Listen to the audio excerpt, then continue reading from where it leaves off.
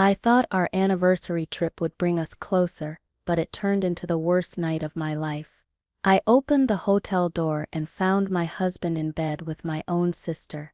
I couldn't even scream, I just stood there while his mother pointed at me and said I was to blame. I walked out that night with nothing but my suitcase, not knowing that what I'd discover next would change everything I thought I knew about my marriage, my family, and myself.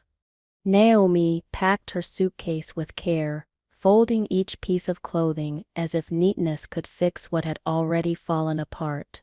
The trip was supposed to be a new beginning, a way to save her marriage after months of distance.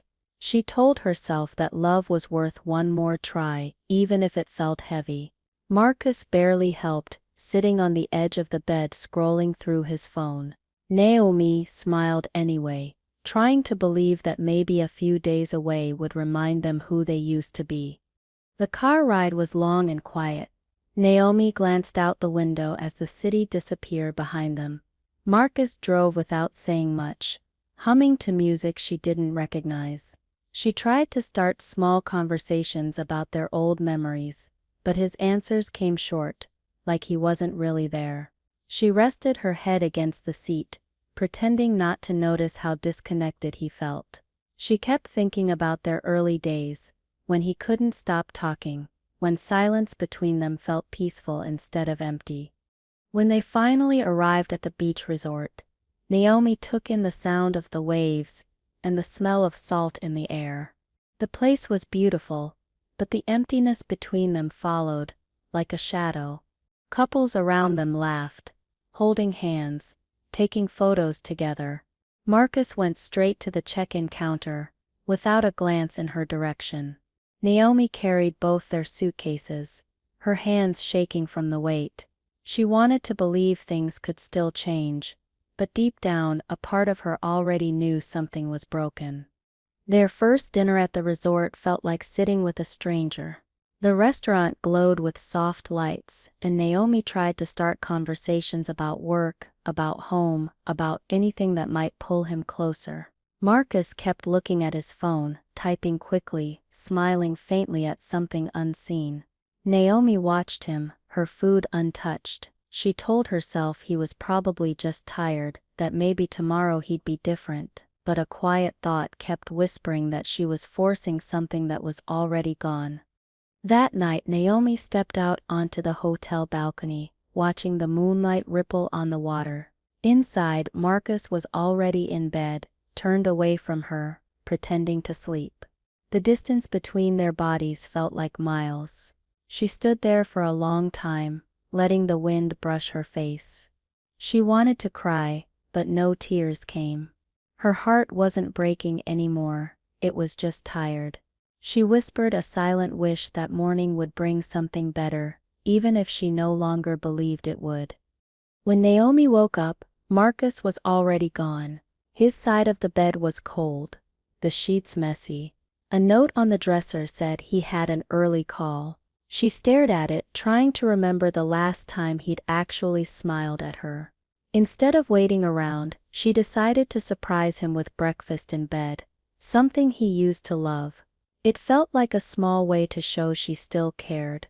She ordered his favorite pancakes and coffee, hoping he might still care too. Balancing the breakfast tray, Naomi walked through the hallway toward Marcus's room. She could hear faint laughter from somewhere nearby, a sound that made her stop. Her pulse quickened as she realized it sounded familiar, too familiar. At the front desk, she noticed a designer handbag resting on the counter. It was Monica's, the same one Naomi had bought her sister last Christmas. Confusion hit first, then a sharp twisting ache she couldn't name. She asked the receptionist if Monica had checked in, but their nervous glance said enough. Naomi's feet moved on their own toward the sound of voices. Her hands trembled as she reached Marcus's door, her heart pounding with a strange mix of denial and dread. She told herself there had to be an explanation. Maybe Monica came for a surprise visit. Maybe this was just another misunderstanding she'd overthink. But the laughter grew louder, softer in a way that no sister should ever sound. She turned the handle, her breath held tight, and stepped inside the room. The air in the room felt heavy with something unspoken. Sheets tangled, clothes scattered, and there they were, Marcus and Monica, half-covered, frozen mid-reach, their faces pale with shock. Naomi didn't shout. She didn't cry. She just stood there, staring at the two people who had shattered everything she believed in. It wasn't rage she felt. It was emptiness, a quiet hollow where love used to live. She turned away without a word, clutching the doorknob like it was the only thing keeping her from collapsing. Naomi walked down the hallway, her vision blurry but dry. She carried her suitcase with both hands, not because she needed it, but because she needed something to hold on to. Outside the room, she sat on the floor, staring at her wedding ring. The gold looked dull now, just another piece of metal. People passed by, unaware of the wreckage sitting quietly in that hallway. Naomi didn't move. She couldn't tell if minutes or hours were passing. Everything inside her had stopped counting. The sound of heels clicking on the marble floor pulled Naomi back to reality. It was Evelyn, Marcus's mother, walking toward her with that same cold expression Naomi had seen so many times before. Instead of comfort, her eyes were filled with judgment. Evelyn leaned down, saying Naomi should have done more to keep her son happy, that men stray when women forget their roles. Narrated Wissa stared at her, unable to speak.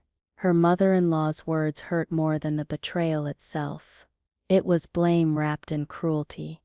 Naomi stood up, brushing off her dress like dusting away what was left of her dignity. She walked past Evelyn without a word and went straight to the reception. The clerk offered to help, but she only asked for a different room. She refused to leave the hotel. She wouldn't give them that satisfaction. That night she lay awake in a strange bed, staring at the ceiling, her mind replaying the scene over and over like a cruel loop she couldn't escape. As the hours passed, Naomi thought about Monica. Her sister had always been competitive, always wanting what Naomi had. Every compliment Naomi received turned into a silent rivalry. She remembered the time Monica joked about Marcus being handsome, how Naomi had laughed it off. Now it didn't feel funny anymore. Every memory, every conversation, every coincidence suddenly made sense. The truth had always been right there, hiding in plain sight, and Naomi had been too kind to see it. She sat up and opened her phone. Her fingers shook as she scrolled through Monica's social media. Old posts, tagged locations, and photos lined up like evidence she'd missed. Marcus had been there too, at the same events, the same dinners, sometimes even wearing the same clothes from pictures she thought were taken at work. Naomi felt sick, realizing it wasn't a mistake or a one-time betrayal. It was a pattern built on lies, carefully kept hidden by the two people she trusted most. Naomi turned off the phone and sat in silence. The sun began to rise outside her window, casting light on everything she didn't want to see. She had spent years protecting a marriage that no longer existed, believing love could fix what respect had already left behind. Her chest ached, but it wasn't from sadness anymore, it was from release. She knew she couldn't stay silent forever. Somewhere inside her something had shifted, and this time she wasn't going to forgive anyone just to keep peace. Naomi opened her laptop and began typing. At first she didn't know what to say, but words poured out, letters to herself, fragments of memories, thoughts she'd never spoken aloud. It wasn't for anyone else to read, it was her way of untangling the chaos inside her head. Every sentence felt like a small release, a quiet reclaiming of her own voice. By the time she stopped, the screen was filled with pain and honesty.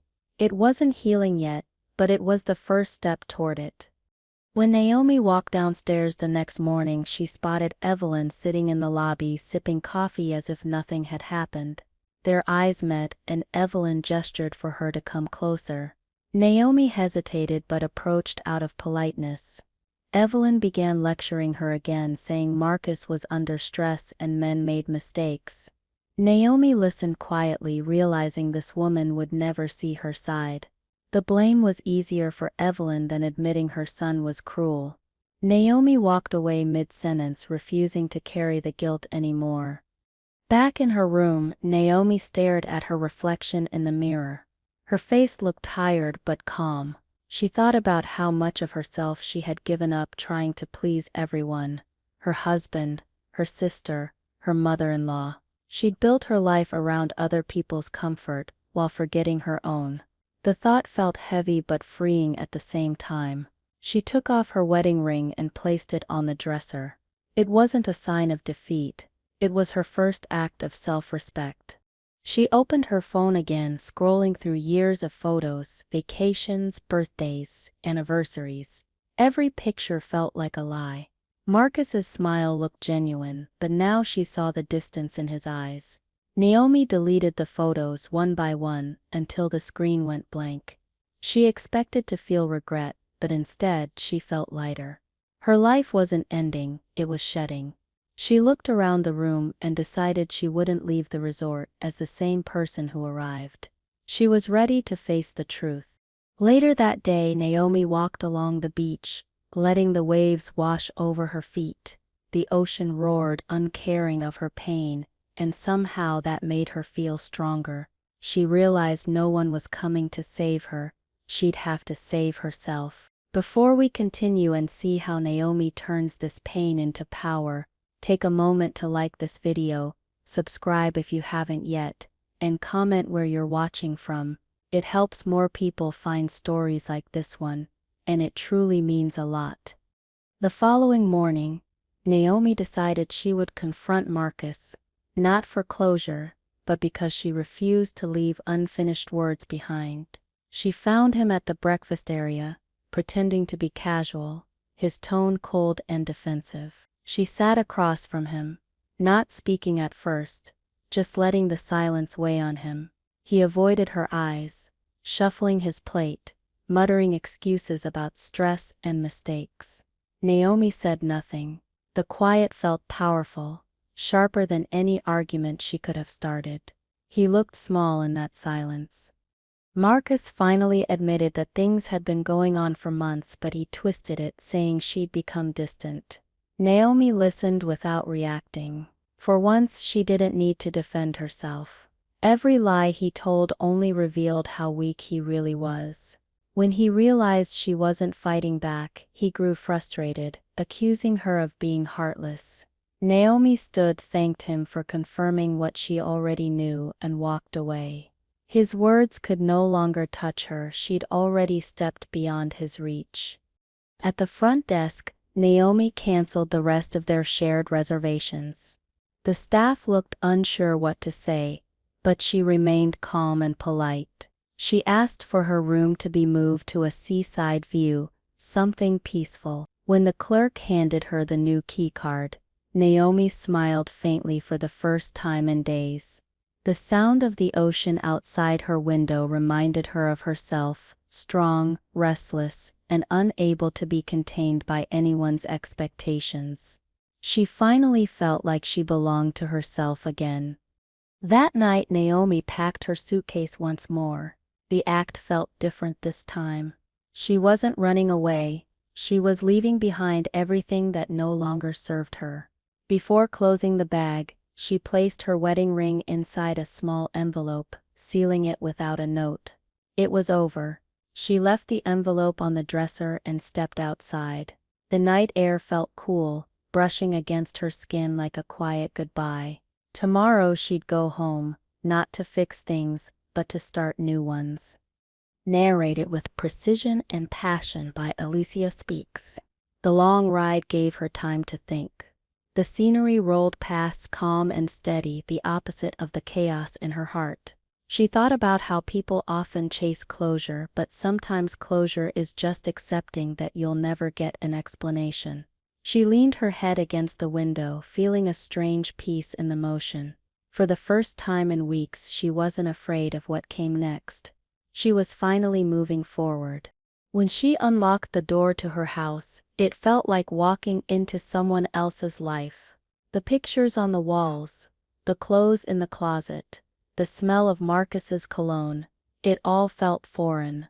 She went from room to room, noticing small details she'd ignored before. Receipts from fancy restaurants she'd never been to. A shirt she didn't remember buying him. It all added up to a story she'd been too blind to read. This wasn't home anymore. It was a museum of lies. Naomi spent that evening cleaning out every trace of Marcus. She gathered his clothes, toiletries, and keepsakes into boxes. She stacked them neatly by the front door, labeling each one without emotion. The house grew quieter as his presence disappeared. She changed the bedsheets, opened the windows, and lit a candle. The scent filled the room with something soft and new. When she finally sat down, exhaustion hit her, but it felt clean, earned. She didn't cry, she just breathed and felt space return to her life. Evelyn called later that night. Naomi almost didn't answer, but did out of curiosity. The conversation started with scolding, how airing family issues could shame everyone involved. Evelyn's voice dripped with control, the same tone Naomi had once feared. But this time she didn't let it pierce her. She calmly told Evelyn that reputation meant nothing when your soul was crushed. The line went silent for a long second before Evelyn hung up. Naomi put down her phone and smiled faintly, realizing she'd taken back her power. The next day, Naomi texted Monica. The message was short and direct. "Come get his things." There was nothing else to say. Hours later, Monica arrived wearing sunglasses and pretending confidence. She tried to act casual, making small talk. But Naomi stayed silent. When Monica entered the living room and saw the boxes, she hesitated, realizing this wasn't a conversation, it was an ending.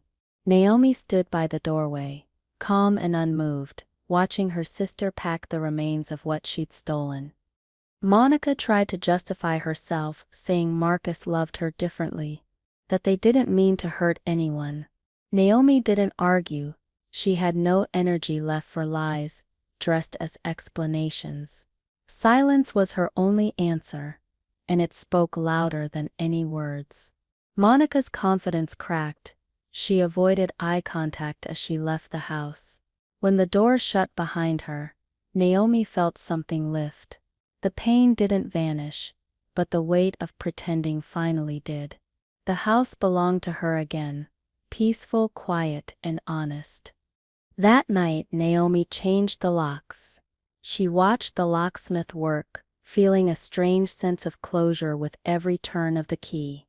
Once he left, she stood by the door, turning the new lock several times, testing it. It wasn't just metal, it was safety. She finally felt like she had control over something, even if it was just her front door. She made tea, sat on the couch, and for the first time, the silence felt like comfort instead of emptiness. The following days passed slowly, but Naomi didn't rush them. She spent her mornings journaling and her evenings walking around the neighborhood.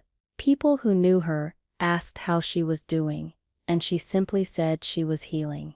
She avoided details, not because she was hiding, but because she didn't owe anyone her story. Nights were the hardest, but even those grew softer over time. Healing wasn't fast or easy, but it was happening quietly, one steady breath at a time. One afternoon, Naomi found an old notebook from her college days. Its pages were filled with goals, sketches, and dreams she'd once chased before marriage took over her life. She smiled reading her younger handwriting, remembering the version of herself who believed she could do anything. That woman had been buried under years of disappointment, but she wasn't gone. Naomi picked up a pen and started writing again. Not about Marcus or Monica, just about life, about starting over. The words flowed easily, full of new hope. Marcus started texting again, switching between apologies and insults. His messages made no sense. one moment begging, the next blaming. Naomi read them all once, then blocked his number. She didn't even feel anger. It was strange how someone who once had all her love now felt like a stranger. She realized closure didn't come from conversations. It came from deciding you'd had enough. That night she deleted every message, clearing her inbox. The space felt good, clean, like wiping away old dust. Evelyn's next call came from an unknown number. Naomi let it go to voicemail. The message was long and emotional, filled with pleas to reconsider, to think about family. Naomi listened once, then deleted it. Family wasn't about shared blood or last names, it was about loyalty and respect. She made herself dinner, sat down at the table alone, and felt proud of her own company. For years she had feared loneliness. Now she realized being alone wasn't scary, it was peaceful. A week later, Naomi received an email from a lawyer. Marcus had filed for divorce. She stared at the message, expecting sadness, but felt relief instead. The email listed property details and signatures, all so formal and distant. She replied simply, agreeing to everything. No arguments, no delays. The lawyer responded, praising her composure, saying most people break down in moments like this. Naomi smiled faintly at the irony. She wasn't breaking, she was rebuilding, just quietly and without spectacle. That was her real victory. Weeks passed and Naomi began to enjoy small routines. Morning coffee by the window. Evening walks with music in her ears. She started cooking again, not because anyone expected her to, but because she liked it. Each simple act became part of her healing. When she looked in the mirror now, she recognized the woman staring back. She was softer but stronger, scarred but not broken. Naomi realized peace didn't arrive all at once. It crept in quietly, through ordinary days done with self-love. News about Marcus reached her through mutual friends. He'd lost his job after his affair became public, his reputation unraveling just like his lies. Naomi didn't feel joy or pity. She felt distance, like she was reading about a stranger. Monica, too, had vanished from social circles, her confidence shattered. Naomi thought about reaching out once but decided against it. Forgiveness didn't require contact. Sometimes letting people face their own consequences was the kindest thing you could do for yourself and for them. Evelyn eventually tried to reach out again, this time with regret in her voice. Naomi read her message carefully, waiting to feel something, but there was nothing left. No anger, no sadness, just quiet understanding. People only see the truth when they can't control you anymore. Naomi decided not to reply. Some peace comes from silence, and she wanted to keep it. She closed her laptop, poured herself tea, and watched the sun set outside her window, grateful to finally live without noise. With the divorce finalized, Naomi's new life began to take shape. She started writing regularly, turning her private thoughts into essays about recovery and self-worth. Posting them online anonymously, she was surprised when people began responding, sharing their own stories of betrayal and healing. She realized pain connects people, but hope heals them. Each comment reminded her she wasn't alone. The scars she once hid were now guiding others out of their darkness. And for the first time she felt proud of her own survival. Naomi's online writing began attracting attention. At first it was small comments of encouragement, but soon her posts were shared widely. People thanked her for putting feelings into words they couldn't express. She never mentioned names or details, just emotions and lessons learned. It wasn't about revenge. It was about growth. She felt a quiet sense of purpose returning. What started as therapy for herself had turned into comfort for others. It was the first time in a long while that she felt useful again, not broken. One evening, Naomi sat at her desk, rereading her old journal entries. She noticed how her words had shifted from grief to strength, from anger to acceptance. The transformation was subtle but real. She smiled, realizing she had documented her healing without meaning to. The pain that once consumed her was now part of her story, not her identity. She decided to start a new series called Letters to My Past Self, hoping it might help others see that survival isn't just possible, it's beautiful. The response was overwhelming. Hundreds of women began messaging her, sharing their own stories of betrayal, loss, and rediscovery. Naomi spent hours reading them, her eyes tired but her heart full.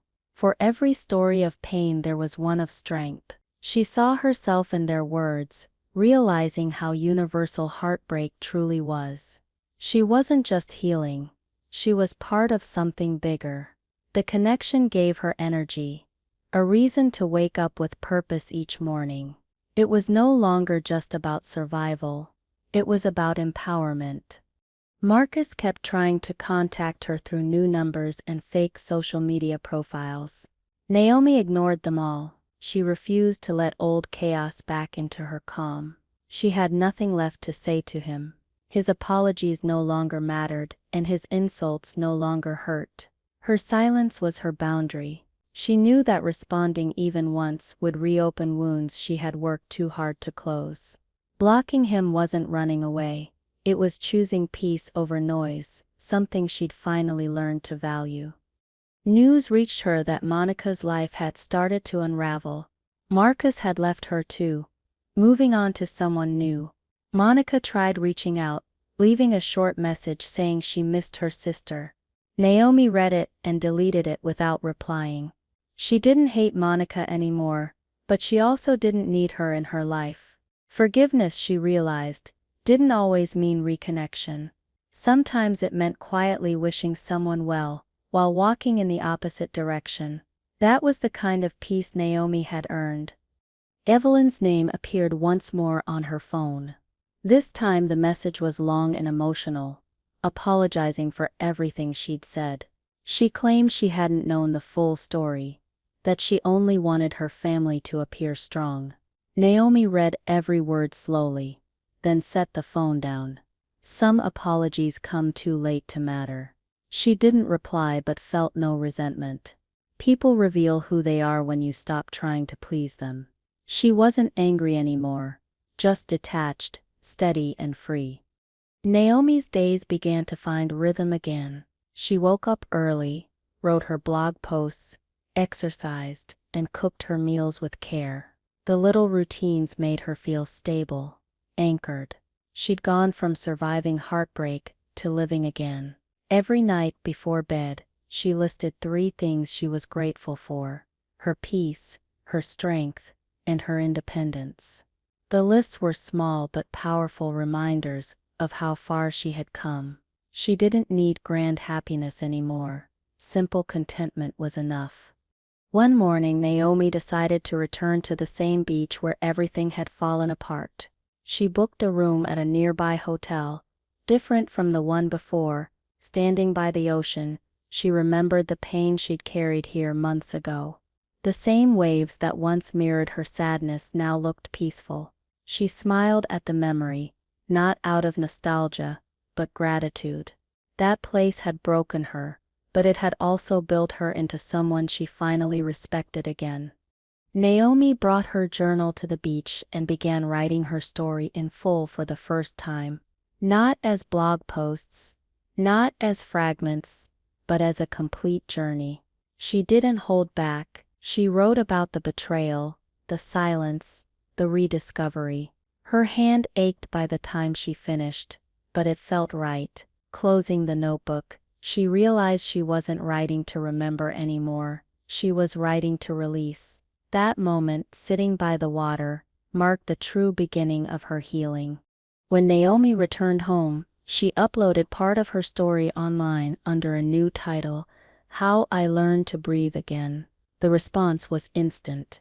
Thousands of readers connected with her honesty. Her inbox filled with messages from people saying her words gave them courage to leave toxic relationships or to start over. She realized she didn't just survive her pain, she turned it into something meaningful. Her heartbreak had become hope for others, and that realization filled her heart with calm pride. Her following grew, but Naomi never treated it like fame. She stayed humble, answering messages when she could, focusing on authenticity instead of numbers. Every post was a conversation, not a performance. People trusted her because she never pretended to be perfect. She shared both her good days and her setbacks, reminding everyone that healing isn't a straight line. It made her relatable, real, and for the first time, Naomi felt seen for who she truly was, not as a wife, sister, or victim, but as herself. One day she received an email from a small publishing company interested in turning her blog into a book. Naomi froze, rereading the message several times. Part of her hesitated. Publishing her story would expose her past to the world. But another part of her, the stronger part, knew this was her chance to own her story completely. She replied, saying she'd think about it. Later that night she sat by her window wondering if she was brave enough to share everything openly. Days passed as Naomi debated the offer. She imagined how Marcus and Monica might react if they saw her name on a bookstore shelf. But then she realized their opinions no longer mattered. Her story wasn't about them. It was about her. The scars they left behind had turned into lessons that could help others. That thought alone made her decision clear. She sent a reply to the publisher saying yes. For the first time in years she felt completely fearless. Working on the book consumed Naomi's days. She spent hours rewriting her journals, shaping them into chapters filled with emotion and clarity. The process wasn't easy. Reliving those memories sometimes reopened old wounds, but she handled them differently now.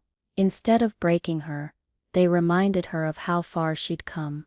Each page was a reminder that pain could transform into strength if you let it.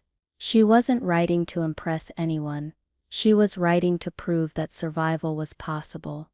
When the manuscript was finished, Naomi held the printed pages in her hands and felt something indescribable. This wasn't just a book, it was her rebirth on paper. She'd poured everything into those pages, every tear, every realization, every bit of growth.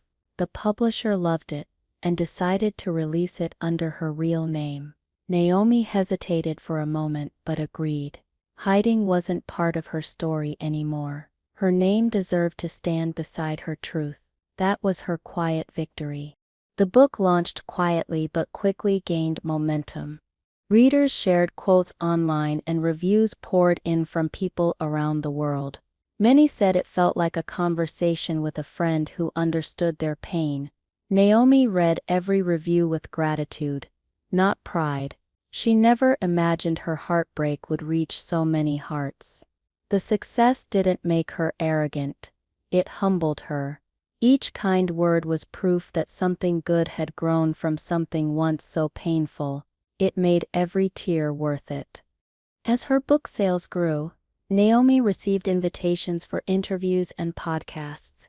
She agreed to a few, speaking calmly about self-worth, forgiveness, and recovery.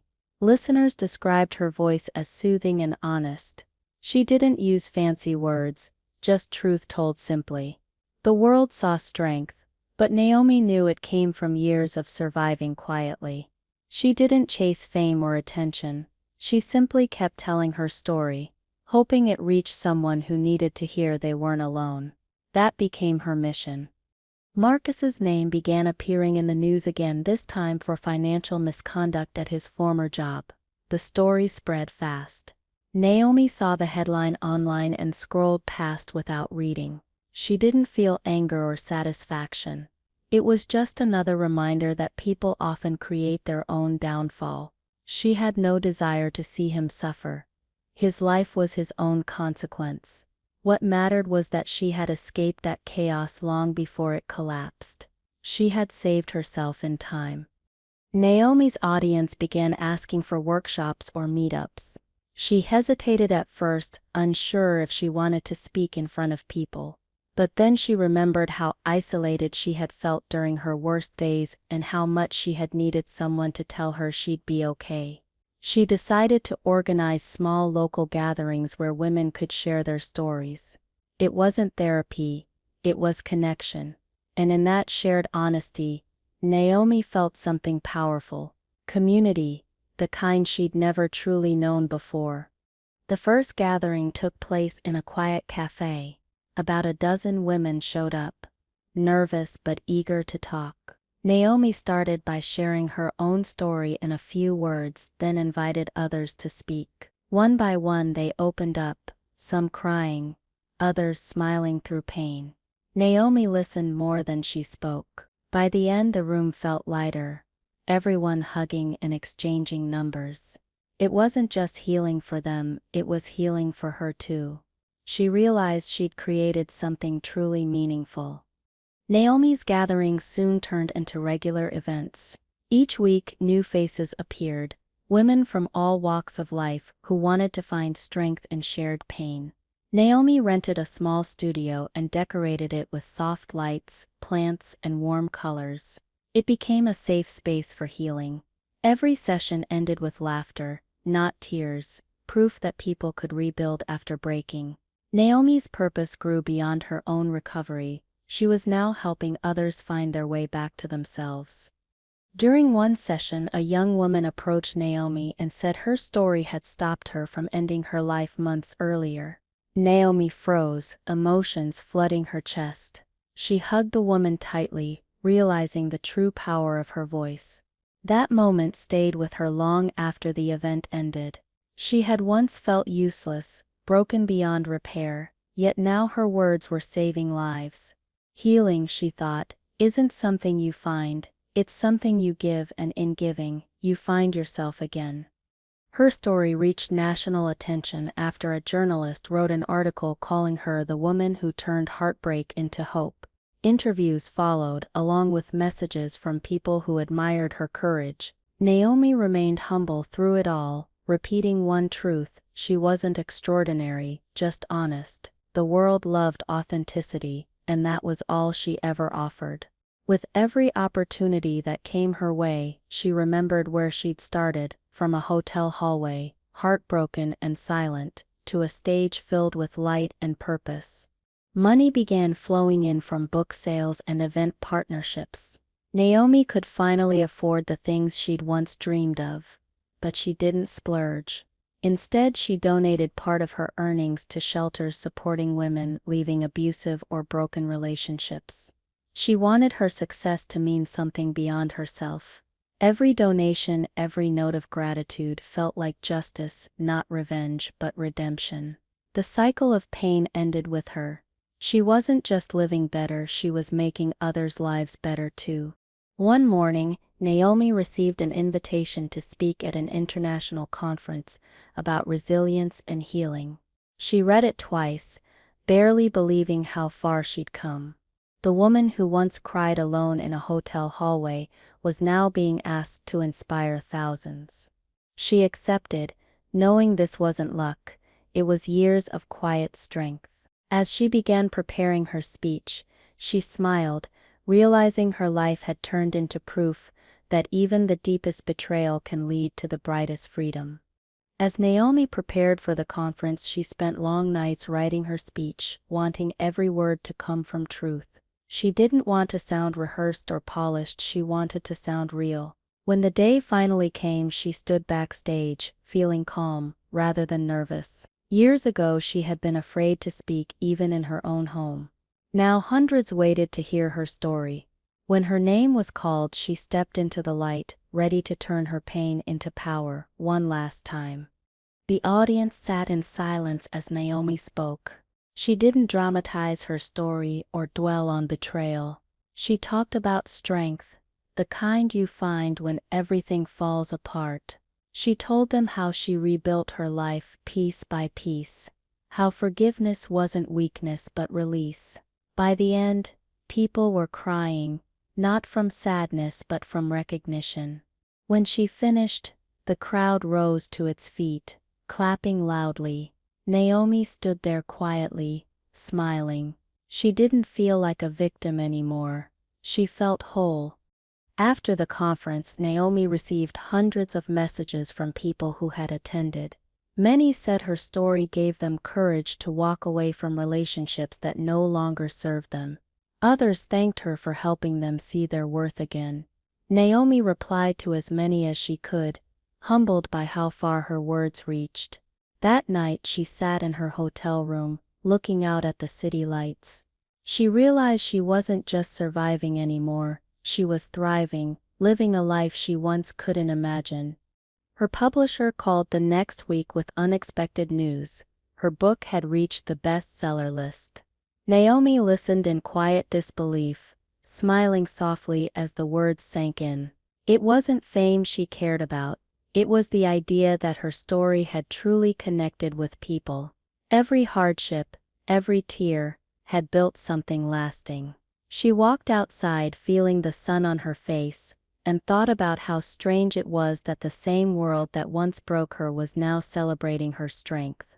Naomi's schedule grew busy with events, but she made sure to stay grounded. She spent quiet mornings journaling, reminding herself why she started. Every achievement felt meaningful only when she stayed honest. People began calling her a motivational speaker, but she never used that label. She was just a woman who spoke her truth. When she met other survivors, she always said the same thing: healing doesn't erase the pain, it just teaches you how to live beyond it, and that's enough. Evelyn sent another message, this time through a mutual acquaintance. She said she was proud of Naomi, admitting she had been wrong. Naomi read it slowly, unsure what to feel. It didn't bring joy or sadness, just quiet closure. People grow at their own pace, she thought. She didn't reply, but she no longer carried bitterness toward her. Forgiveness had already happened, just not out loud. It existed in Naomi's peace, in the way she could think of her past without anger. That was enough. Marcus's legal troubles grew worse, with court dates and news coverage painting him as dishonest and manipulative. Naomi saw the headlines and scrolled past, her mind untouched by the chaos. She no longer needed to know what happened next. That story wasn't hers anymore. She'd lived it once, and that was enough. Instead, she turned her focus back to her readers, helping them through their own storms. Every life she touched reminded her how far she'd come from that hotel hallway. Monica's name appeared on social media again months later, her profile showing a completely different city. She looked tired but distant, like someone running from old ghosts. Naomi felt no resentment, only compassion. She hoped Monica had learned something from the mess they'd created. She didn't want revenge or reconciliation, just peace. Life had a way of teaching people, whether they wanted it or not. Naomi understood that now. She closed the app, took a deep breath, and went back to writing. Naomi's new focus became building something lasting. She launched a nonprofit foundation offering workshops and support programs for women recovering from emotional trauma. It started small with local volunteers but soon grew across the country. Every woman who joined had a story, and Naomi made sure each one was heard. Her foundation wasn't about pity, it was about rebuilding strength. Seeing others rise reminded her why she'd endured everything. Her pain had created purpose, and that purpose was now helping others heal. Running the foundation brought long days and countless responsibilities, but Naomi loved every moment. She worked closely with counselors, writers, and volunteers who shared her mission. Together, they turned small acts of kindness into lifelines for others. When she spoke at events, she saw hope returning to faces once filled with despair. It was humbling to witness. Each woman who stood up and said, "I'm healing," made every scar on Naomi's heart feel worth it. This, she knew, was her real legacy. As her work grew, so did her audience. Media outlets featured her as an example of resilience. Naomi handled it with quiet grace, never forgetting where she came from. Whenever interviewers asked about Marcus or Monica, she simply said they were part of her past, but not her story anymore. That calm answer often surprised people. But for Naomi, it was simple truth. She'd outgrown that pain. Her life now revolved around helping others write endings filled with hope, not heartbreak. Despite her success, Naomi still had moments of reflection. Late at night, she'd sit by her window, the city lights flickering below, and remember the woman she used to be, the one who begged for love, who accepted less than she deserved. She no longer pitied that version of herself. She honored her. That woman had survived enough to become this one. Naomi realized healing didn't erase the past. It built on it. Without those dark nights, she wouldn't have found her light. One afternoon, Naomi returned to her old neighborhood to visit her mother. The house felt smaller than she remembered but full of warmth. Her mother hugged her tightly, tears in her eyes saying how proud she was. Naomi smiled, realizing how much she had longed for that validation. They sat for hours, sharing tea and quiet stories. It felt good to talk about normal things again, things that had nothing to do with pain. Sometimes healing means rediscovering the ordinary moments of love. Before leaving, Naomi's mother handed her an old photo album. Inside were pictures from her childhood, birthdays, school plays, family gatherings. Naomi flipped through them, smiling softly. Each page reminded her of how life keeps moving, even after the hardest chapters. The past no longer looked painful, it looked human. She thanked her mother and promised to visit more often. Driving back, she realized that for the first time her future felt open and kind, not heavy with memories or regret. Naomi began writing her second book, this time focused on rebuilding identity after loss. She wanted to help people who felt they had no place in the world after heartbreak. Writing came easier now, her thoughts flowing like conversation. Her first book had told her story. This one was for everyone else. She wanted her readers to know they could reclaim themselves, no matter what they'd lost. Her goal wasn't to impress but to reach hearts quietly, one honest word at a time. During a quiet weekend retreat for writers, Naomi met Daniel, a man who taught creative writing. They struck up a simple friendship over shared stories and late-night coffee. He never asked about her past or treated her like someone broken. He saw her as she was strong, thoughtful, and kind. For the first time in years, Naomi enjoyed someone's company without fear.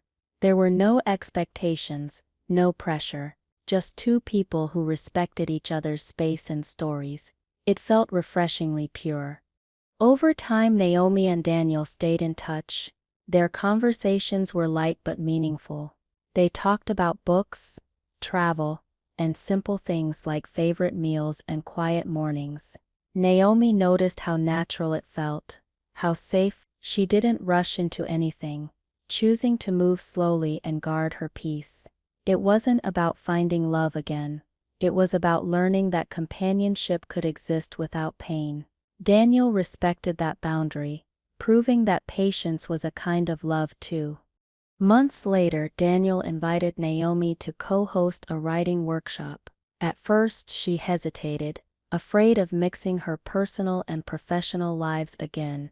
But Daniel assured her it wasn't about romance. It was about creating something meaningful. They worked together effortlessly, balancing each other's energy. By the end of the workshop, attendees praised their chemistry, calling them a great team.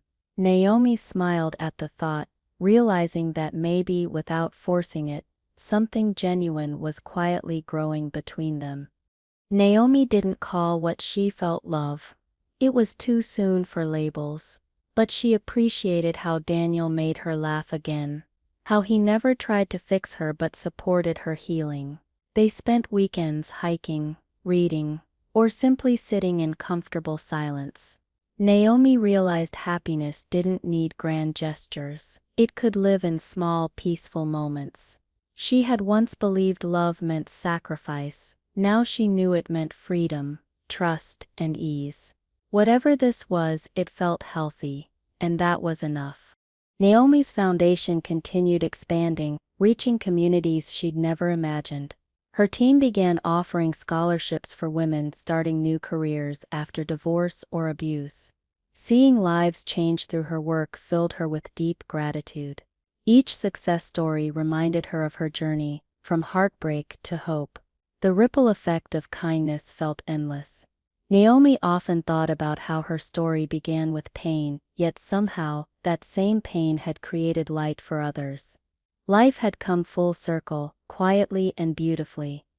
Her second book neared completion, and the publisher loved it. They said it carried more warmth, more wisdom, as if she'd written from a healed place. Naomi laughed softly, knowing that was true. She no longer wrote from wounds but from scars that had turned into strength. When she read through the final chapters, she realized she had finally reached peace. Not the fragile kind that depends on silence, but the steady kind that survives storms and still stands tall afterward.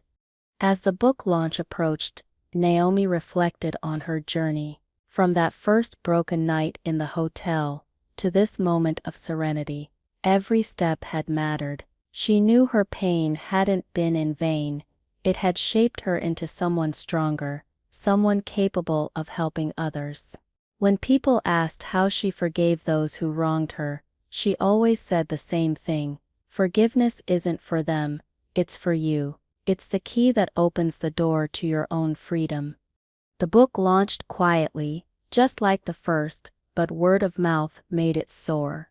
Readers said it felt like guidance from a friend who had already walked through fire. Naomi's name became associated with strength and healing, yet she never let success change her. She still woke early, brewed her coffee, and wrote at her kitchen table like before. Her peace wasn't tied to fame. It came from knowing she had turned her worst heartbreak into something that truly helped others. Naomi's home reflected her calm spirit. She redecorated every room with soft tones and warm light. The space felt alive again, not haunted by memories. She filled the walls with photos from her events, her foundation, and moments with friends. Every corner reminded her of joy reclaimed. She often lit candles in the evening and read letters from people she'd inspired. The woman who once felt broken now lived surrounded by proof that she had rebuilt a life worth loving. One evening, Naomi sat on her porch, watching the sky turn orange and pink. The air was quiet, her dog lying by her feet, the world peaceful. She thought about everything she'd survived: the betrayal, the shame, the loss, and realized she no longer felt tied to any of it. Her story had moved beyond pain. She wasn't defined by what broke her, but by how she rose after it. That night, as the stars appeared, Naomi felt completely free for the first time. Naomi's days settled into a rhythm that felt natural and kind. She balanced her work with moments of quiet rest, something she had once forgotten how to do. Friends often visited, filling her home with laughter, stories, and warmth. She no longer felt the heavy silence that used to haunt her nights. Every small sound, footsteps, teacups, conversations felt alive again. Her home wasn't just a place to live, it was a reflection of her peace. For the first time, she felt completely at ease within herself. Her foundation hosted its largest event yet, drawing hundreds of attendees from across the country. Naomi stood on stage, looking out at the sea of faces, each carrying their own story. She began her speech by reminding them that healing wasn't a race. Every person had their own pace, their own strength, their own light waiting to return. The crowd listened intently, many wiping tears from their eyes. When she finished, they rose to their feet, clapping and cheering, their energy full of hope. After the event, Naomi met women who told her how her books and workshops had changed their lives. Some brought their daughters, saying they wanted them to grow up knowing self-worth. The gratitude felt overwhelming. Naomi hugged them, realizing how far the ripple of her story had reached. She went home that night feeling full, not from success but connection. She had built something that would last beyond her name. That thought made her heart feel steady and proud. She'd created real change. Narrated with precision and passion by Alicia Speaks. She spent a week in a quiet cabin near the mountains, away from emails and schedules. The silence there felt different. It wasn't lonely. It was restorative. She hiked during the day, read books by the fire at night, and slept deeply. She realized how far she'd come from the sleepless nights of heartbreak. This stillness was her reward. By the time she left the cabin, she felt lighter, clearer, and ready for what came next. When Naomi returned home, she found a small envelope in her mailbox with no sender's name. Inside was a handwritten note from Evelyn. It was brief but sincere, apologizing for the cruelty she'd shown and thanking Naomi for setting an example of grace. Naomi sat with the letter for a while, feeling no bitterness. She didn't need to respond. The peace between them was unspoken. She tucked the letter into a drawer, choosing to keep it as a quiet reminder of closure. Months later, Naomi's foundation expanded internationally. She partnered with organizations in Europe and Africa to host virtual workshops for women worldwide. Each meeting reminded her that pain had no borders, but neither did hope. She often stayed up late talking to participants from different countries, their stories echoing her own in small ways. The work was exhausting at times, but deeply rewarding. Naomi knew that what she'd built had grown beyond her. It had become a movement rooted in kindness and courage. Daniel continued to be a calm presence in Naomi's life.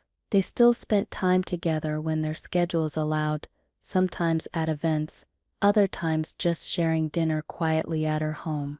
Their connection had deepened naturally, built on trust rather than need. Naomi admired how patient he was, never rushing her healing, never making her feel pressured. What they shared wasn't a fairy tale. It was something steadier, grounded in mutual respect. It reminded her that love could be gentle and still strong. One evening, Daniel surprised Naomi with a painting he'd made, a beach scene, calm waves beneath a bright sky. He said it reminded him of her story. Naomi looked at it for a long moment, her eyes softening. The painting wasn't just art, it was a symbol of everything she'd overcome. She hung it in her living room, right above her writing desk. Every time she saw it, she remembered how far she'd come from that painful night, and how peace had found her again. Naomi started mentoring younger writers who had gone through heartbreak. She held weekly sessions where they shared drafts, stories, and reflections. Watching their growth filled her with pride. Some wrote about grief, others about rediscovery. Naomi encouraged them to write without shame, reminding them that vulnerability wasn't weakness. These sessions became her favorite part of the week. She saw her younger self in their trembling hands and uncertain voices. Helping them believe in their stories reminded her why she kept writing in the first place. Her inbox overflowed with invitations from universities, organizations, and media outlets. Naomi accepted only a few, careful not to stretch herself thin.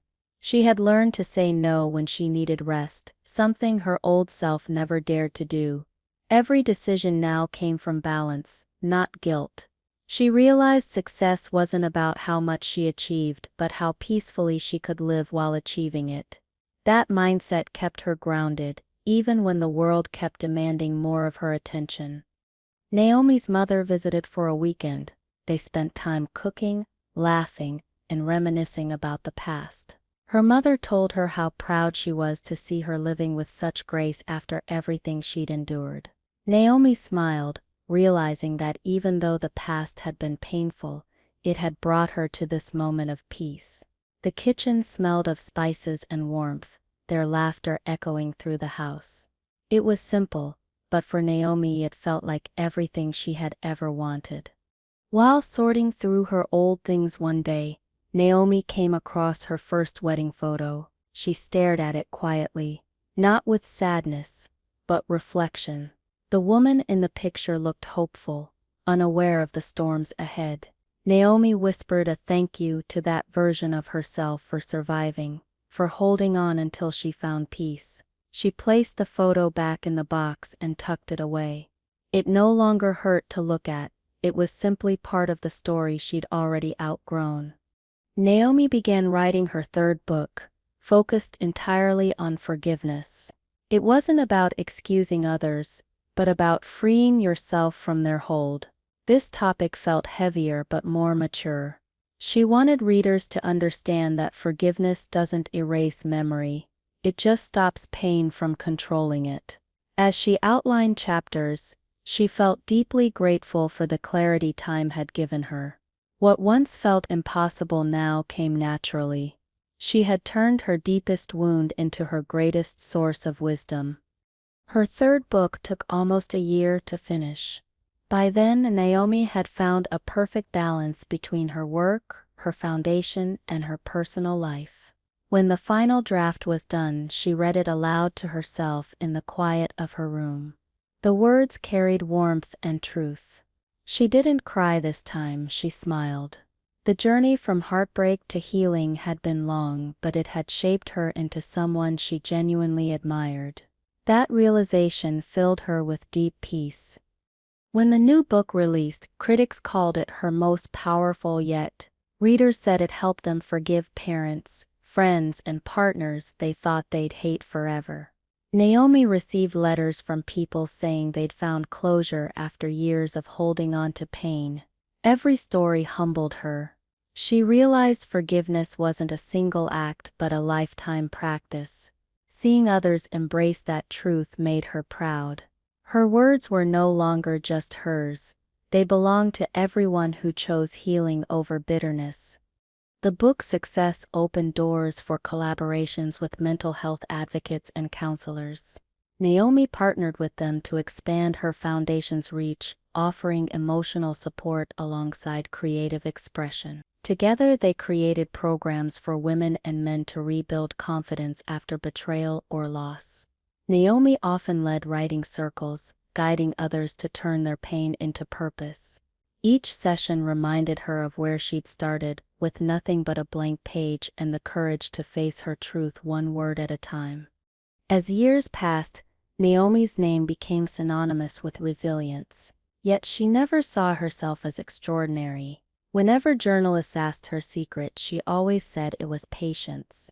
Healing, she'd explain, isn't loud or quick. It's quiet, slow, and constant, like the tide returning to shore. People often nodded, some in tears, realizing that healing wasn't about perfection but persistence.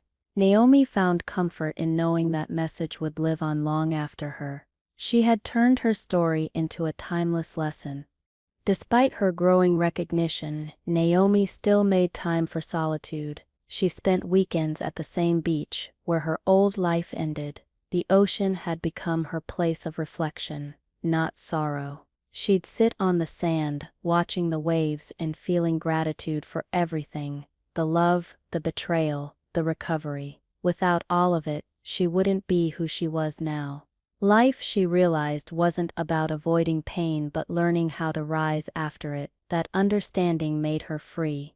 Daniel often joined her on those trips, bringing coffee and quiet company. They talked about writing, about dreams, about the simple joy of peaceful days. There were no grand confessions or promises, just understanding. Naomi realized that sometimes love grows in stillness, not chaos. She didn't need dramatic gestures or constant validation. What they shared was calm and genuine, built on trust. It wasn't a new beginning, it was the continuation of a life she had built through strength and honesty. Naomi began donating portions of her book profits to scholarships for single mothers studying literature and psychology. Each scholarship bore her foundation's name, a quiet symbol of how far she'd come. She often read letters from the recipients, young women thanking her for believing in them. Their words filled her with joy. She knew she couldn't save everyone, but she could create ripples of change. It was enough to know her story had helped others write new ones of their own. Her days flowed gently now, a mix of purpose and peace. The rush of deadlines had faded, replaced by balance and gratitude. Naomi had built a life that felt honest, one that no longer depended on anyone's approval. Every morning she woke up and whispered a small prayer of thanks for the strength to survive, the courage to change, and the peace that followed. Happiness, she realized, wasn't something you chase. It's something that grows quietly when you stop trying to control everything. One evening, Naomi received a message from a young girl whose mother had attended one of her workshops years ago. The girl wrote that her mother's life had completely changed after meeting Naomi and that she wanted to follow in her footsteps. Naomi read the message twice, tears welling in her eyes. That single note meant more to her than any award or headline. It was proof that her story had created a legacy of strength that would continue beyond her lifetime. Naomi's mother grew older, and Naomi made a habit of visiting her often. They spent hours walking in the garden, talking about everything from childhood memories to new recipes. Each visit reminded Naomi of how precious time was. Her mother often said she was proud, not just of Naomi's success, but of her kindness. That compliment always touched her most. She knew she couldn't change the past, but she could live the rest of her life filled with love and compassion. As another birthday approached, Naomi didn't plan a big celebration. She invited only a few close friends for dinner at her home. They shared food, laughter, and gratitude. At the end of the night, Daniel raised a quiet toast to her resilience and her heart. Naomi smiled, realizing that she had everything she once wished for: peace, purpose, and real companionship. The kind of life that wasn't built overnight, but grown with care. It was simple, beautiful, and completely hers. Before going to bed that night, Naomi stood by her window, looking out at the stars. The world felt still, as if acknowledging her journey. She thought about the woman she had once been, lost and hurt, and felt proud of the woman she'd become. Life had tested her, broken her, and rebuilt her in ways she never imagined. Her story wasn't about loss anymore. It was about rediscovery. As she turned off the light, her heart felt calm, knowing she had truly healed. The next morning, Naomi woke early and drove to the coast. The road stretched endlessly ahead, and the rising sun painted everything gold. She rolled down the window, feeling the cool wind against her face. It reminded her of freedom, of all the times she'd thought she'd never reach this point. When she parked by the ocean, she sat quietly for a while. The waves rolled and crashed in rhythm, just as they always had, constant and faithful. This place had once broken her, but now it felt sacred. Naomi walked along the shoreline, her feet sinking into the wet sand. She watched families, couples, and children laughing nearby. It no longer hurt to see love around her. She realized love hadn't betrayed her. People had. Love itself was still good, still pure, still worth believing in. For years she had feared it, but now she saw it everywhere, in friendship, in kindness, in herself. The world hadn't lost color after all. It had just taken her time to see it clearly again. Sitting down on a smooth rock, Naomi opened her journal. She began writing a final letter, not to Marcus, not to Monica, not even to Evelyn, but to the version of herself that had once begged for love. She thanked that woman for surviving when everything seemed hopeless. She promised her that they'd never go back to living small or quiet for someone else's comfort again. When she finished, she tore out the page, folded it neatly, and let the wind carry it away. As the paper drifted across the sand, Naomi felt a deep calm wash over her. It wasn't dramatic or loud, just a quiet peace settling deep inside. She understood that healing wasn't about forgetting. It was about remembering without pain. The scars didn't fade because they weren't supposed to. They were proof of everything she'd overcome. Standing there with sunlight warming her skin, Naomi realized she had found something far greater than forgiveness. She had found freedom. That realization felt like breathing for the first time. She spent the rest of the day walking the beach, collecting shells and letting time move slowly. At one point she saw a small child fall and cry, only to get up moments later and start running again. Naomi smiled, recognizing herself in that simple act. Falling and rising were both part of living. She whispered softly, almost to herself, that life had never been about avoiding pain. It had always been about learning how to rise with grace after every fall. That evening Naomi drove back home with music playing softly in the background. The city lights came into view as the sky turned dark. She felt no rush, no fear, just contentment. Every mile she drove reminded her how distance can heal when your heart is finally ready to let go. The past didn't chase her anymore. It stayed behind where it belonged. When she reached her street, she parked and sat in the car for a moment, smiling at her reflection in the glass. Inside her home, everything felt calm and familiar. Her dog greeted her at the door, tail wagging happily. Naomi knelt down, hugging him tight, feeling the kind of love that asked for nothing in return. She walked through her home, turning on the lights one by one, filling each room with warmth. Every corner carried memories, but none of them hurt anymore. Her home was no longer a reminder of what she'd lost. It was a symbol of what she had reclaimed.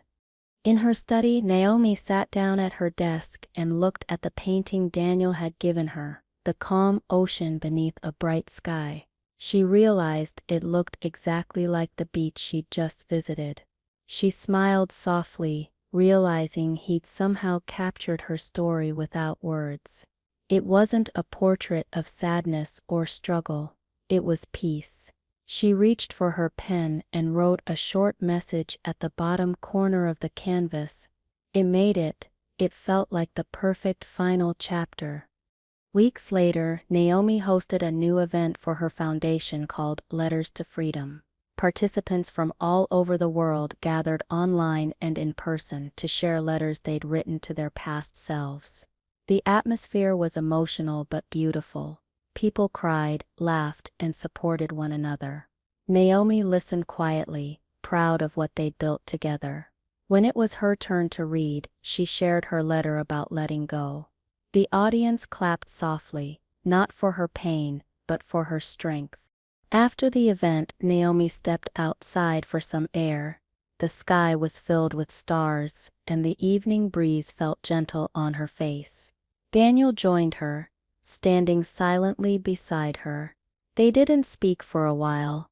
They didn't need to. Sometimes the most meaningful moments are wordless. When Daniel finally looked at her, his expression was calm and certain. Naomi smiled back, understanding without any promises that this connection was something real, something steady, built not on need but on mutual peace. Over the following months, Naomi and Daniel's bond deepened naturally. They spent time together without expectations, each respecting the other's independence. Their love was quiet but strong, built on shared understanding and kindness. Naomi often thought about how she once feared she'd never trust again, yet here she was, open, steady, and unafraid. She learned that real love doesn't demand or control, it simply grows in honesty. What she'd found wasn't perfect, but it was genuine, and that was all she ever wanted. Her life felt balanced now. Work, friendship, love, and rest all coexisted peacefully. Naomi no longer chased achievements, she allowed them to come naturally. Her foundation continued to thrive, her books continued to help others, and her heart continued to stay soft, despite everything. She realized success wasn't about wealth or recognition, it was about waking up every day content with who you are. That kind of success couldn't be taken away, no matter what the world said or did. One afternoon, Naomi received an invitation to speak at a global women's summit. It was the largest platform she had ever been offered. As she stood backstage waiting to go on, she reflected on the journey that had brought her here.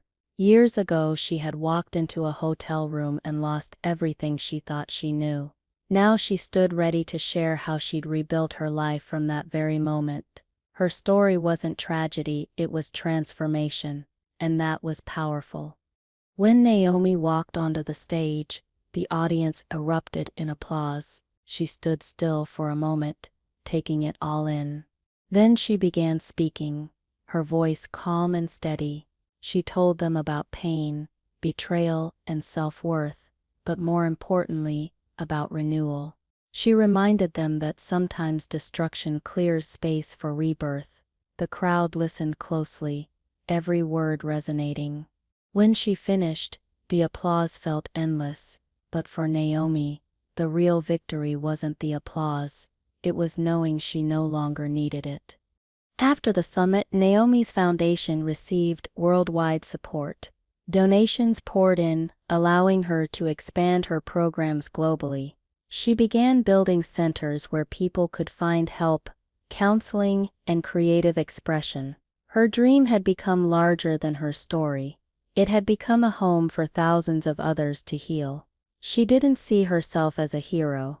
She was just proof that broken hearts could still build beautiful things. Every life touched reminded her that healing, when shared, multiplies in strength. Years passed and Naomi continued her work with the same steady heart. Her story had become part of textbooks, documentaries, and interviews, yet she stayed grounded. Fame never changed her because she never sought it. She always said the same thing when asked what kept her going. "I remember the woman I was, and I work for the women who still are." Her humility and warmth inspired others to lead with compassion instead of pride. That legacy meant everything to her.